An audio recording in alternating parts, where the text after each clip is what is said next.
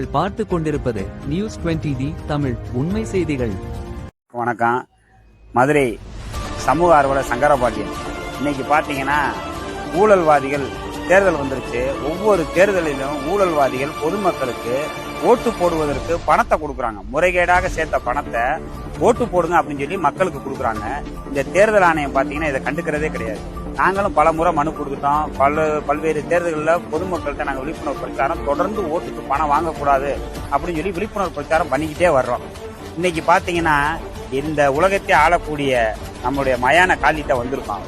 நாங்க ஒரு வேண்டுதல் வச்சிருக்கோம். அம்மா தாயே, இந்த உலக மக்கள் அனைவரும் நலமாக வாழ வேண்டும். அதே நேரத்தில் வருகின்ற சட்டமன்ற தேர்தலில் ஊழல்வாதிகள் பொதுமக்களுக்கு வாக்காளர்களுக்கு பணம் கொடுத்து வாக்கை பெற முயற்சிக்கிறார்கள். அவர்கள் இந்த தேர்தலில் தோற்க வேண்டும். முதல்ல ஊழல்வாதிகள் தோற்க வேண்டும்.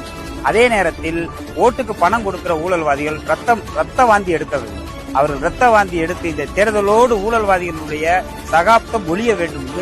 எல்லாம் வல்ல அந்த உலகத்தை காக்கக்கூடிய மயான காலிட்ட நாங்க வேண்டுதல் வைத்து இன்னைக்கு ஒரு வழிபாடு நடத்திருக்கோம். நிச்சயமாக வரக்கூடிய தேர்தல் நியாயமாகவும் நேர்மையாகவும் நடைபெற ஆத்தா காலியிடம் நாங்க வேண்டியிருக்கிறோம். நிச்சயமாக இந்த தேர்தல் நியாயமாக நடைபெற வேண்டும். ஊழல்வாதிகள் இந்த தேர்தலோடு ஒழிய வேண்டும்.